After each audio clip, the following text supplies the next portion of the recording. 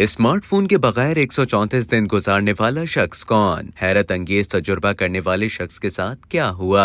आज के डिजिटल दौर में स्मार्टफोन जिंदगी का एक अहम जुज़ बन चुका है। ये हमारी जिंदगी में इस कदर रच बस गया है कि इसके बगैर जिंदगी बेमायने और बेमकसद नजर आती है। लेकिन क्या आजकल की तेज रफ्तार दुनिया में स्मार्टफोन के बगैर जिंदगी गुजारना मुमकिन है? क्या स्मार्टफोन के बगैर दौर जदीद का इंसान वो तमाम सहूलियात और आसानियां हासिल कर सकता है जो उसे स्मार्टफोन की बदौलत मिली हैं? चीन से ताल्लुक रखने वाले एक पीएचडी स्टूडेंट ने इन सवालात के जवाबात जानने के लिए 134 दिनों पर मुश्तमिल मुल्क भर के सफर का इरादा किया। चीनी मीडिया के मुताबिक यांग हाओ नवंबर 2023 में शांशी सूबे में वाक़े अपने घर से स्मार्टफोन के बगैर निकले। उन्होंने 6 माह तक मुसलसल सफर किया और इस दौरान वो 24 मुख्तलिफ सूबों से गुजरे, जहाँ उन्हें मुख्तलिफ मज़ाहिब और अकायद के मानने वाले लोगों से बातचीत का भी मौका मिला। इस सफर की याददाश्तें रिकॉर्ड करने के लिए उनके पास 2 कैमरे मौजूद थे जिनमें इंटरनेट इस्तेमाल करने का ऑप्शन दस्तयाब नहीं था। यांग हाओ ने सफर और अपने तजुर्बे से मुतालिक बताया, मोबाइल फोन हमारे जिस्म का एक डिजिटल उज़ू है। हम इसके बगैर बहुत से उमूर अंजाम नहीं दे सकते।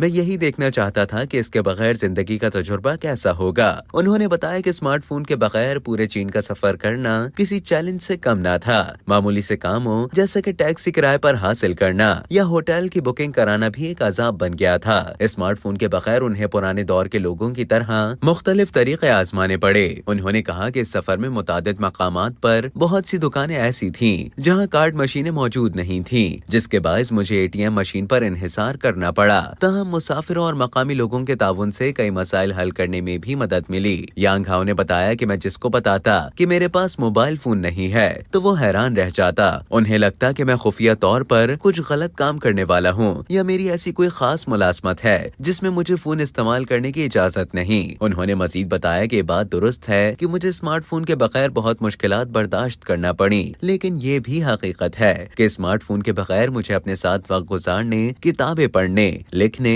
और सोच विचार का बेहतरीन मौका मिला। यांग हाओ का सफर अप्रैल में खत्म हुआ था। उन्होंने कहा था कि इस डिजिटल दौर में स्मार्टफोन के बगैर सफर करते हुए मैं खुद को ज़माने कदीम का इंसान महसूस कर रहा था, लेकिन इस सफर से मुझे बहुत कुछ नया सीखने को मिला और ये तजुर्बा हमेशा यादगार रहेगा।